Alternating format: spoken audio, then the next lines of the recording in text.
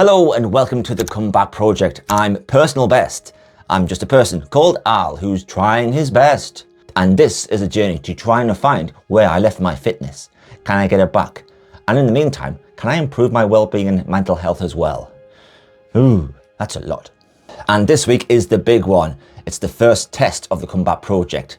This is week 10 and this is the first big push. Whoa, it's race week. Newcastle. RunThrough 10k. I haven't ran since week 1 for the Mo Run 10k, where I did a benchmark run to see where I was starting. Now, this is not to find out where I'm ending. This is a checkpoint run.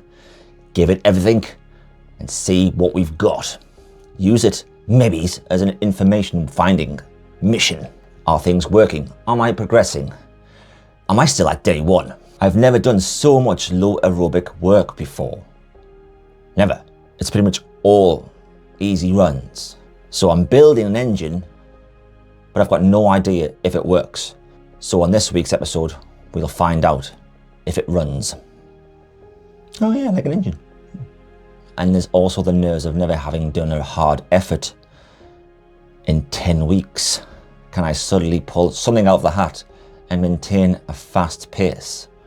Sounds crazy. Can I suddenly up the pace and hold on?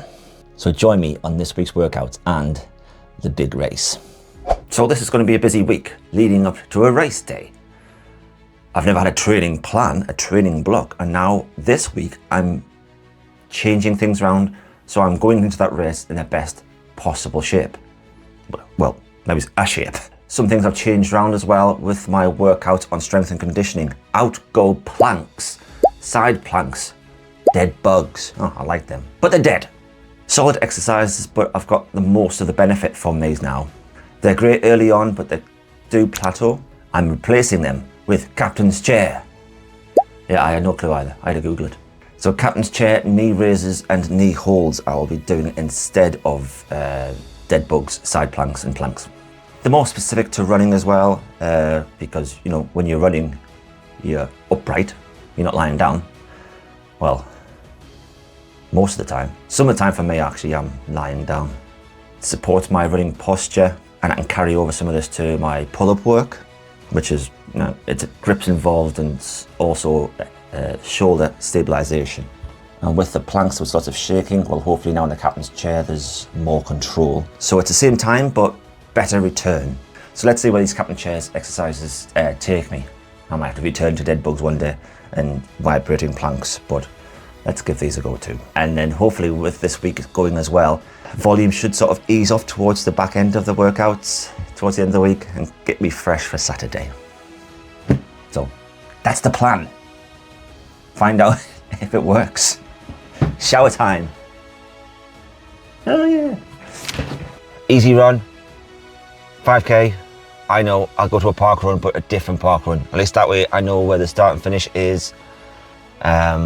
And yeah, I can just take that off my mind of where I'm going. I can just run. So I've kept the Herrington Country Park, did the park run here.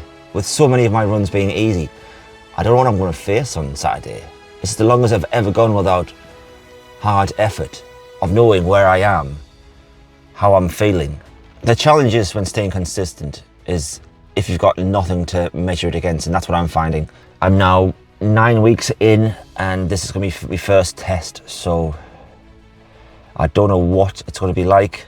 I don't put too much pressure on myself. It'll kind of show me if this comeback has all been worth it. Weight from day 1 hasn't really changed much, which again, I'm always looking for at least a little bit of a good sign. So weight hasn't changed. There's been no way of measuring how my fitness is improving with just low aerobic exercises all the time. So there hasn't been any kind of thread to hang on to say, well, at least I can see a difference in the mirror. You know, a couple of people have said they can notice a difference, but that could just be kindness. Yeah, I could still just be at day 1. So I think the timing of a checkpoint run is much needed, just to see what I can do and where I'm at really. I can't compare against last year, I can only compare where I am now. So I would normally say shower time right about now, but I think I've already had the shower, so drive home time. Yeah. Woo-wee. It's Wednesday, that would normally mean a strength and conditioning workout, the second of the week. But with this being race week, that's been dropped for something new here. It's called a light sharpening run. 25 minutes, easy, with some strides in the middle. 25 minutes. Is it worth a change of clothes? So yeah, just ran a little loop around my town, wherever I was for the stride, that's where I went. The run description is supposed to be boring, and that it was. But I've never trained like this before, and I especially haven't started like kind of even like, you could call it tapering to a degree. I've never really done that either. When it would come to a race day, the most I would do is possibly rest the day before. And I'm not even doing that this time. This time, I'm resting tomorrow, which is Thursday, and then a shakeout run Friday, and then race day. I've only ever done one shakeout run as well, and that was during the Great North Run the day before, when I wanted to meet this messy happy. That was the only reason I did it. I didn't think shakeout runs were a thing. So let's try this sports science of resting 2 days before the race, and then doing a shakeout run 24 hours before, and then hopefully that should take me into the race pretty relaxed and comfortable, where I'm normally quite fatigued. This was also a little test for some of my new trainers that I got over Christmas. The Christmas present from my mum and dad. I got some Under Armour running shoes and nice colours. I have only been wearing them in the house for strength and conditioning workouts because I don't want to get them dirty. But if I kept doing that, I'll never wear them. So I think the first time to really test them is on the race, but I don't want to go into a race. Never had wearing them, so the light sharpening run is perfect time to give them a little try, and then I'll wear them for the shakeout run too. What do you think? They look very nice. When you get new shoes, you don't want to run in the mud, you don't want to run in puddles. That's more what you're thinking about than anything else is, I don't want to get my shoes dirty. Something else that keeps morale up. Oh, new shoes, these will make me faster and springy. This run, I wasn't supposed to be out of breath. No problem there. Everything achieved, but with a feeling of nothing achieved. Oh well. Trust the process. Do I need a shower? Shower time. Ooh-wee. It's the day before race day, before my big 10k comeback, and 24 hours before the race. This was my shakeout run. 3 kilometers, nice and easy. Nothing to do with fitness, just waking up the nervous system. And I think it's more about calming the nerves a little bit, so I'm not too nervous tomorrow morning. And maybe if I had a full rest day the day before, like I've always been done, maybe that's why sometimes I feel sluggish at the beginning of races, because I feel fresh, but it takes a while to get going. So maybe this shakeout run works. I don't know, but I'm going to try, and I'll see how I feel tomorrow. The week's done, all the training's ready. What's going to happen tomorrow? Are we ready, Cole? How rude. Coming up next is the RunThrough Newcastle 10k. My first big challenge of this entire comeback project. But for now, shower time. Hooey.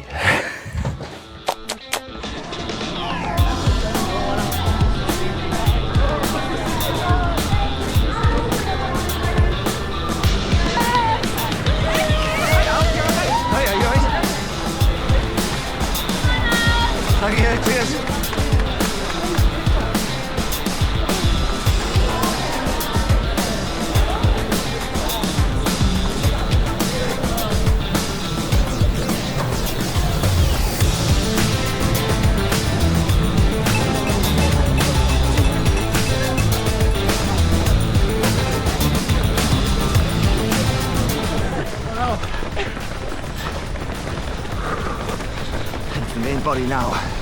People anywhere. This is an out and back course. We're heading out, they're coming back.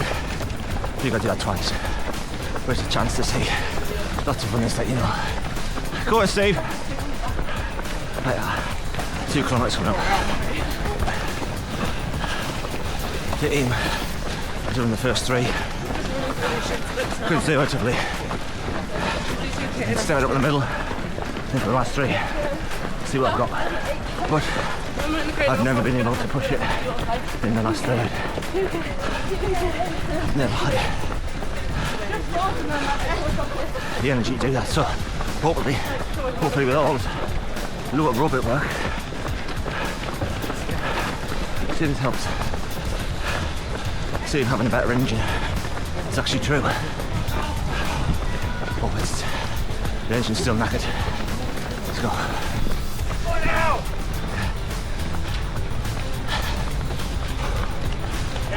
Nice one.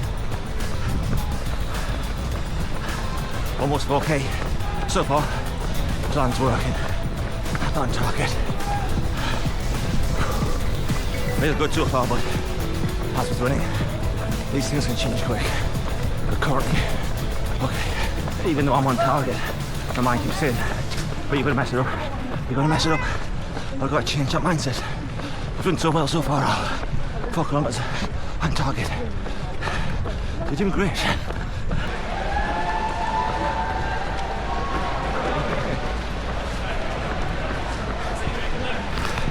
That's Tony. I asked if you can manage to get a photograph of me with flying feet. That should work.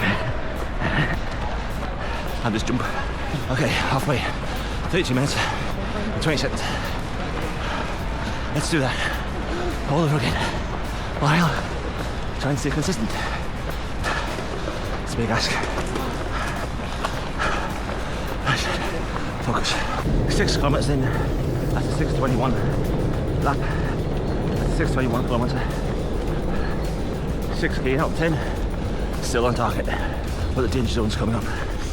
Can I maintain? Even splits here is a huge win. Lap 7 was my slowest kilometer, and now I'm supposed to push at my hardest 3. Let's go. Already, the doubts are coming in my head again. I can't do this. I don't belong here. I'm not a runner. How can I inspire anybody? From the back, all these people who are inspiring others, all way ahead of me. Just gotta keep going. I may lack pace, I may lack speed, I may lack talent, but I've got a lot of heart and stubbornness, and I will not quit.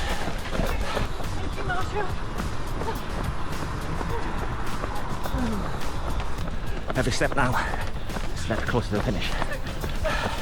A step closer to our lads here and Nando's.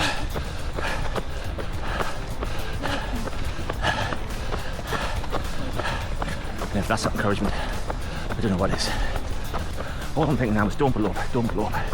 You're doing so well to get here. Get 8K now. Come on. 8.5K in, and I'm hanging. Goal is now, sticking to these last 2 Ks, under 7-minute kilometre pace. Let's try it. Make it slightly look even. God. So hard. Shit. 90 kilometre. We're 7 minutes as well. This is all too familiar. I was hoping for a response. But let's see if we can respond in the last one. Thanks, Marshall. Thanks, mate. You'll be in it.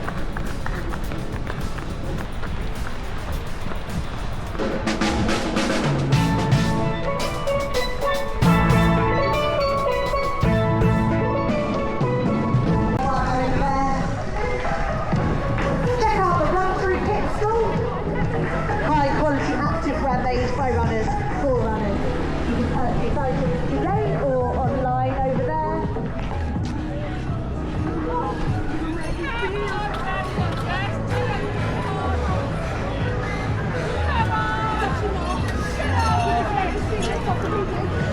Congratulations to Ian